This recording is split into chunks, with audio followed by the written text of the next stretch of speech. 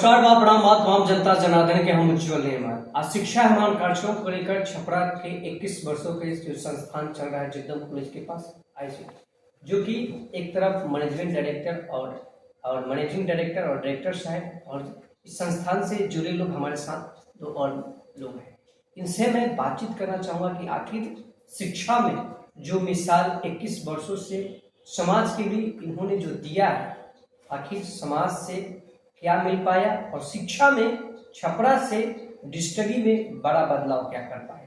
क्योंकि आज के परिवेश में शिक्षा के प्रणाली की हम बात करें, सभी लोग पढ़ा रहे हैं, ज्ञान बांट रहे हैं, ज्ञान तो दे रहे हैं, लेकिन ज्ञान से वो दो बच्चे जो सीख रहे हैं अपने परिवार और अपने समाज को, उन लोगों को ज्ञान नहीं दे पा रहे हैं। कहीं ना कहीं शिक्षा में ये दिन प्रतिदिन प्रणाली घट रही है, या बहुत सारे बच्चे स्टूडेंट जो होते हैं अच्छा ज्ञान लेकर समाज को भी देने का प्रयास कर रहे हैं। सर स्वागत है हमारे चैनल में। क्या परिचय है, छोटा सा सर परिचय हमारे दर्शकों को। मेरा नाम संजीव है और मैं इस सेंटर का डायरेक्टर हूँ। सर आपका क्या परिचय है, छोटा सा परिचय हमारे दर्शकों को। नमस्कार सर, मेरा नाम शौर्य है और मैं यहाँ पर एज ए ट्रेनर और एज ए मैनेजर वर्क करता हूँ आईसीटी कंपनी। सर आपका क्या परिचय है, छोटा सा परिचय हमारे दर्शकों को। मेरा नाम प्रभाकर हुआ, मैं यहाँ पे एज ए ट्रेनर हूँ क्या, और मैं एक भारतीय जनता पार्टी से भी जुड़ा हुआ हूँ। मैं भारतीय जनता पार्टी की आईटी सेल जिला संयोजक भी हूँ।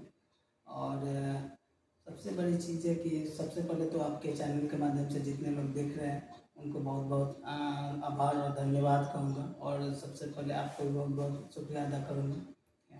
बहुत बहुत धन्यवाद हमारे साथ बात करने के। सर आपका क्या परिचय है दर्शकों, इससे थोड़ा सा परिचय अपना दीजिए। मेरा नाम दीपक कुमार सिंह हुआ, मैं नगरा के आईटी सेल प्रभारी बीजेपी का हूँ और सर से बहुत मित्रता है, इसलिए आईआरसीटी का एक सहयोगी के रूप में भी हमको आप जान सकते हैं। आपके चैनल को बहुत बहुत शुक्रिया जो आप यहाँ पर आए और शिक्षा के प्रति एक बात विचार हम लोगों के बीच में कर रहे हैं, इसके लिए आपका बहुत बहुत आभार। आज सभी लोग का हम लोगों ने परिचय जान लिया, क्योंकि सभी लोग आईसीटी को लेकर हमेशा सजग है और शिक्षा में डिजिटली में क्रांति हो, इसके लिए बहुत बड़ा इन लोग भी सजग है। क्योंकि समाज में हर लोग का कोई संस्थान के साथ जुड़कर बेहतर कार्य करना बहुत उत्तम होता है। सर आप 21 वर्षों से संस्थान चला रहे हैं, जिस तरीके से आज के परिवेश में जो शिक्षा की हम बात करें, शिक्षा में जो बड़ा बदलाव हुआ है, इस पे क्या कुछ कहिएगा। आज का शिक्षा एक तरीके से कहें तो अलग तरीके का शिक्षा है। पहले का शिक्षा होता था कि बच्चे स्कूल और बाकी चीज़ों पे जाया करते थे। आज खाली स्कूल के अलावा भी अलग अलग चीज़ें में इन्वॉल्व होते हैं। बहुत सारे अलग अलग चीज़ें हैं जो सीखने के लिए एजुकेशन के क्षेत्र में है, जो अलग अलग कैरियर बनाने के लिए अलग अलग क्षेत्र हैं। तो पहले और शिक्षा में और आज के शिक्षा में बहुत अंतर है। और पहले लिमिटेशंस होते थे, आजकल हर चीज़ में एक अनलिमिटेड सा सब कुछ जो स्तर है वो अनलिमिटेड लेवल का है। मैंने कहीं ना कहीं आपका कहना है कि जिस तरीके से जब पहले की जो पढ़ाई होते थे, लोग सोचते थे कि मैट्रिक इंटर ग्रेजुएशन कर ले तो मैं बहुत ज़्यादा पढ़ लिया, लेकिन आज के परिवेश में हर शिक्षा प्रणाली किसी भी सेक्टर में ये तो भाषणी डिजिटली सेक्टर को लेकर, जैसे कि आप 21 वर्षों से संस्थान चला रहे हैं, तो क्या 21 वर्षों में क्या दिक्कतें आई और आज के समय में शिक्षा में बड़ा जो अपडेट हुआ है, इसमें किस तरीके से बच्चों को क्या मिला?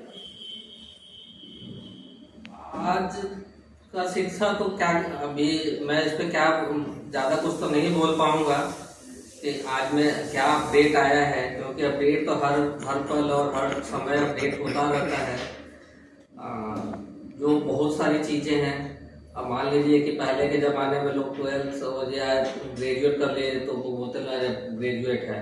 आज हर स्टूडेंट लगभग ग्रेजुएट है या अलग अलग इंजीनियरिंग, मेडिकल या बहुत सारे चीज़ों को सीख के बैठा हुआ है ना। और तो वहाँ पे भी उनको चैलेंजेस बहुत हैं, बहुत सारे चैलेंजेस फेस करने पड़ते हैं नौकरी को लेके।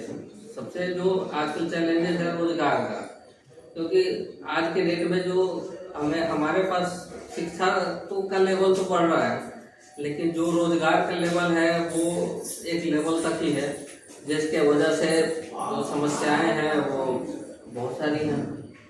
मैंने कहीं ना कहीं शिक्षा का लेवल जो बढ़ा तो है, लेकिन रोजगार की जो समस्या है दिन प्रतिदिन घटते जा रहा है। क्या लगता है कि आप जिस तरीके से कंप्यूटर में बड़ा बदलाव कर रहे हैं, बच्चों को बेहतर शिक्षा दे पा रहे हैं, तो क्या कंप्यूटर टेक्नोलॉजी चीज़ में बेहतर बच्चे भविष्य में अच्छा कर पा रहे हैं क्या? बस सर, जैसे कि हमारा केवल बच्चों को, हमारा उद्देश्य बच्चों को शिक्षित करना ही नहीं है, हमारा उद्देश्य उनको रोजगार के लायक बनाना है। देखिए, शिक्षा की कमी हमारे देश में नहीं है। जब हमारा देश आज़ाद हुआ था 1947 में, तब हमारे देश में केवल 25% लोग ही पढ़े लिखे थे, परंतु आज शिक्षा दर बहुत आगे बढ़ चुकी है। 65% से ज़्यादा लोग पढ़े लिखे हैं, उनके पास डिग्री भी है, ज्ञान भी है, परंतु उसके बावजूद भी हमारे देश में रोजगार की काफ़ी ज़्यादा कमी है। हमारा उद्देश्य ये है कि हम बच्चों में रोजगार करने की भावना पैदा करें, उन्हें एक अच्छे नौकर ना बना करके एक अच्छे स्वामी की भावना उनके अंदर डेवलप करना चाहते हैं।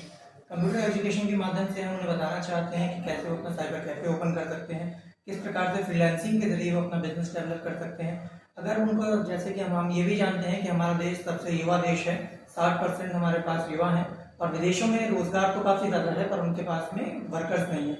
हम पूरे देश में, पूरी दुनिया में वर्कर्स सप्लाई कर सकते हैं, बट हम क्या, अगर एजुकेटेड पर्सन होंगे सिर्फ उन्हीं को सप्लाई कर सकते हैं। अभी तक आपने न्यूज़ में आप देखा भी होगा, दुबई और कतर में जो हमारे भारतीय लोग जाते हैं उनके ऊपर काफ़ी ज़्यादा अत्याचार होता है, काफ़ी ज़्यादा उनको समस्याएं फेस करनी पड़ती हैं, क्योंकि उनके पास मुश्किल काम, मेहनत वाले काम दिए जाते हैं। वहीं जो पढ़े लिखे लोग जाते हैं उनको लिए काफ़ी अच्छी ज़िंदगी होती है, ऐसे ऑफिस मिलते हैं काम करने के लिए। तो कंप्यूटर शिक्षा के माध्यम से हमारा उद्देश्य ये है कि हम उनको कंप्यूटर की नॉलेज दे सकें, आने वाले समाज के साथ वो चल सकें, आर्टिफिशियल इंटेलिजेंस के बारे में जान सकें, तमाम तरह की चीज़ें जो भी कंप्यूटर नॉलेज है वो सारी देना हमारा उद्देश्य है। अच्छा, लगातार आपने कहा कि जो परसेंटेज जो भारत की है शिक्षा में अपडेट हुआ है, लेकिन आमतौर पे बच्चे जो सीख रहे हैं, पहले के बच्चे जो सीखते थे उस पर अपने आने वाली पीढ़ी को बेहतर ज्ञान दे पाते थे, लेकिन आज की टेक्नोलॉजी में बच्चे तो सीख तो रहे हैं, जान तो ले रहे हैं, सर्टिफिकेट तो ले रहे हैं, लेकिन बेहतर अपने बच्चों को, जो छोटे बच्चे हैं उनको एजुकेटेड नहीं कर पा रहे हैं, तो कहाँ कमी रह पा रही है? सर, इसका सबसे बड़ा कारण है हमारे देश की शिक्षा नीति। अभी तक हमारे देश में सन 2020 के पहले शिक्षा नीति चल रही थी, कोठारी आयोग चल रहा था जो 1968 में बना हुआ था। कोठारी आयोग पे कभी भी काम नहीं किया गया, क्योंकि कोठारी आयोग में 1968 में ये कहा गया था कि देश में कम से कम 6% शिक्षा पर खर्च किया जाना चाहिए बजट का। ये 1968 की बात थी, और आज तक हमारे कोई भी सरकार कभी शिक्षा पर 6% का खर्च नहीं कर पाई है। तो सबसे बड़ी कमी तो शिक्षा नीति में रही। अभी माननीय प्रधानमंत्री जी ने 2020 में एक नई शिक्षा नीति लाई है, जिसके बारे में बच्चों को जानना काफ़ी ज़्यादा ज़रूरी है, जिसके तहत वो अपनी क्षेत्रीय भाषा में शिक्षा में सीख सकते हैं। अब जो एजुकेशन ट्रांसफर का सवाल है, जो पीढ़ी पहले पीढ़ियों ने सीखा था और जो आज की पीढ़ियाँ सीख रही हैं उसमें काफ़ी ज़्यादा अंतर है। पहले की पीढ़ियों ने जो भी चीज़ें सीखी थी वो सारी पेपर वर्क पे थी, आज हम जो भी चीज़ें सीख रहे हैं वो सारी डिजिटल है। जैसे कि जो पहले अगर आपने अकाउंटिंग अगर कोई पढ़ता है, कॉमर्स से कुछ अकाउंटिंग पढ़ता है, तो उनको रजिस्टर्स पे अकाउंट्स मेंटेन करना सिखाया जाता है, परंतु आज किसी भी कंपनी में, किसी भी फर्म में रजिस्टर्स पे अकाउंट मेंटेन नहीं होते हैं। ऑनलाइन टैली के माध्यम से, अलग प्लेटफॉर्म्स के माध्यम से अकाउंट्स को मेंटेन किया जाता है। तो सबसे बड़ा कारण तो ये है कि शिक्षा नीति में बदलाव, सुधार होगा तो दरअसल बिल्कुल हम हमारे देश शिक्षा में आगे जा पाएगा। और हमारा ICT इस क्षेत्र में बहुत आगे तक काम कर रहा है। हम बच्चों को टैली का कोर्स भी करवा सकते हैं ताकि वो किसी भी बड़ी फर्म में अकाउंटिंग का काम कर सकें। टैली का कोर्स करने के बाद में आप नौकरी करें ऐसा आवश्यक नहीं है, आप दिन में 2 से 3 घंटे पार्ट टाइम वर्क करके भी महीने का 10 से 15 हज़ार रुपये आसानी से कमा सकते हैं। इनका भी कहीं ना कहीं कहना है कि अगर जिस तरीके से बच्चे जो डिजिटली में क्रांति ला सकते हैं, तो अगर वो कोर्सेज, बहुत सारा कोर्सेज जो है अगर बेहतर करेंगे तो कुछ बड़ा बदलाव हो सकता है। क्या लगता है कि आमतौर पे जिस तरीके से पहले की शिक्षा प्रणाली जो था और आज की जो शिक्षा अपडेट हुआ है, तो युवाओं को जो बेहतर शिक्षित होने के लिए किसी भी कोर्स को लोग बच्चे कर रहे हैं, उनको सजग होकर सीखना चाहिए, सरकार उन्हें बेनिफिट दे रही है, तो क्या शिक्षा प्रणाली बढ़ रहा है या घट रहा है? देखिए, मतलब सरकार तो हरदम प्रयास कर रही है कि शिक्षा प्रणाली बढ़े, लेकिन बहुत ऐसे समाज में लोग हैं जो शिक्षा को एक बिजनेस बना के रखे हुए हैं। बहुत सारे संस्थाएं आपको मिल जाएंगे जो अभी शिक्षा को एक व्यवसाय के रूप में कर रहे हैं। तो मैं सबसे पहले तो उन लोगों से कहूँगा कि हमारे समाज के ही लड़के जो आते हैं, सीखने आते हैं, अगर कल आपके लड़के भी कहीं जाते हैं और उसी तरह का व्यवसाय बना के पढ़ाया जाए या सिखाया जाए, तो ये कहीं ना कहीं गलत भी हो रहा है। और सरकार की जो नीति है, आज देखिए एक सरकार ने निकाला है महिला शक्ति, तो महिला शक्ति जो योजना निकाला है वो महिलाओं के लिए कहीं ना कहीं आगे बढ़ाने के लिए, गांव की जो महिलाएं हैं जा नहीं पाती हैं, कहीं जाके पढ़ नहीं पाती हैं। तो उसके लिए सरकार ने उनके लिए सिलाई मशीन के सीखने के लिए उसका सरकार की तरफ से सिलाई मशीन भी दिया जा रहा है कि अपना एक व्यवसाय भी आप खोल सकते हैं। तो कहीं ना कहीं सरकार बहुत सा प्रयास करे कि स्वरोजगार भी लोगों को मिल जाए और शिक्षा प्रणाली भी बढ़े। मैंने कहीं ना कहीं आपका कहना है कि जो दिन प्रतिदिन जो यहाँ पे बिहार में या देश में पूरा शिक्षा प्रणाली जो अभी शिक्षा में जो बड़ा अपडेट हुआ है, तो कहीं ना कहीं शिक्षा में बड़ा क्रांति हो सकता है। जी बिल्कुल बिल्कुल, ये शिक्षा प्रणाली जहाँ सरकार प्रयास में है और हमको लगता है कि इसको कायम भी होगा। थोड़ा सा अभी देखिए सरकारी स्कूल की व्यवस्थाएं भी चेंज की गई है। जो वहाँ पे पहले अटेंडेंस, तो पहले बहुत सारे शिक्षक ऐसे भी थे कि अटेंडेंस लगा के चले जाते थे, लेकिन अब ऐसा कर दिया गया कि आप अगर उस 100 मीटर के दायरे से हटते हैं तो आपका मोबाइल से आपका ऑटोमेटिक अटेंडेंस आउट हो जाइएगा। तो बहुत सारी प्रणाली सरकार कोशिश कर रही है कि शिक्षा प्रणाली में सुधार लाया जाए, और जहाँ तक हमारे प्रधानमंत्री जी 2020 का शिक्षा प्रणाली लाए हैं वो अत्यंत महत्वपूर्ण है। इसको सबको जानने की जरूरत है। क्या लगता है आपको कि जिस तरीके से शिक्षा में जो दिन प्रतिदिन अगर देखा जाए समाज में बहुत सारे बच्चे, लड़कियां जो थी पढ़ने में नहीं जाती थी, स्कूल नहीं जाती थी, कोचिंग्स नहीं जाती थी, तो क्या समाज में जो शिक्षा आया, माननीय मुख्यमंत्री नीतीश कुमार, केंद्र की सरकार, यशस्वी प्रधानमंत्री नरेंद्र मोदी जी, तमाम जो इस सिस्टम शिक्षा में आया, तो क्या समाज को बड़ा बदलाव मिल रहा है या घट रहा है शिक्षा प्रणाली? जो शिक्षा के जो नियम लगा हुआ है पूरा बिहार में या भारत में, वो बहुत महत्वपूर्ण है। अगर वो पूरा ज़मीनी स्तर पे आ जाए तो शिक्षा का एक महत्वपूर्ण स्मार्ट सिटी जैसा, एक स्मार्ट एजुकेशन जैसा हो जाएगा। सबको इसमें एजुकेशन अपना सही ढंग से लेगा।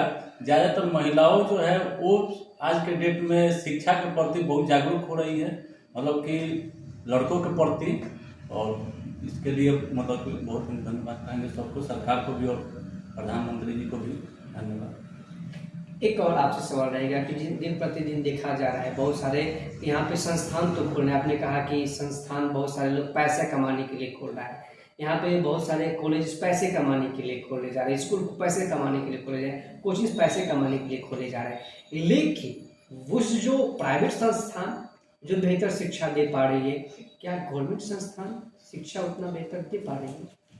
अभी देख लीजिए, आप सही सवाल बोला कि क्या गवर्नमेंट, तो गवर्नमेंट सर दे रही है लेकिन पहले से बेहतर दे रही है, और प्राइवेट संस्थान की है तो वो भी दे रहा है, लेकिन बहुत हम सभी को नहीं बोल सकते, सभी स्कूल को नहीं बोल सकते। लेकिन अभी भी आप देख रहे हैं कि कहीं ना कहीं जो शिक्षा का व्यवसाय किया जा रहा है वो आम जनों से या हमसे या आपसे छुपा नहीं हुआ है, और पहले से तो बहुत ज़्यादा सुधार हुआ है सरकारी स्कूलों में, और आगे भी ये प्रयास रहेगा कि मतलब सुधार हो। ठीक है, सरकार के तरफ से बहुत सारी कोशिशें कर रही थी। अभी सरकार आपको बताएं कि सरकार अभी अटेंडेंस का जो शेड्यूल चेंज किया, आगे बहुत सारी चेंजिंग होगी शिक्षा के तरफ। इनका भी कहना है कि जो सरकार की जो नीतियाँ हैं, बिल्कुल नीतियाँ बदलते आ रही है और शिक्षा प्रणाली में बेहतर चेंज होते जा रहा है। उनका भी कहना है कि जो महिलाएं, जो लड़कियां नहीं शिक्षा नहीं कर पा रही थी, देहात में बहुत सारे लड़कियां नहीं जा पा रही थी स्कूल कोचिंग, लेकिन सरकार के बेहतर मुहिम से, साथ में योजना की मुहिम से सरकार लड़कियों के लिए भी सजग होकर, महिलाओं के लिए भी सजग होकर शिक्षा में बड़ा बदलाव कर रहा है। सर, जाते ही आपसे एक खास प्रश्न रहेगा कि 21 वर्षों से आपका ये संस्थान चल रहा है, कितने बच्चे यहाँ से पढ़कर छपरा से बिहार के लिए और देश के लिए कितना नाम कर रहा है?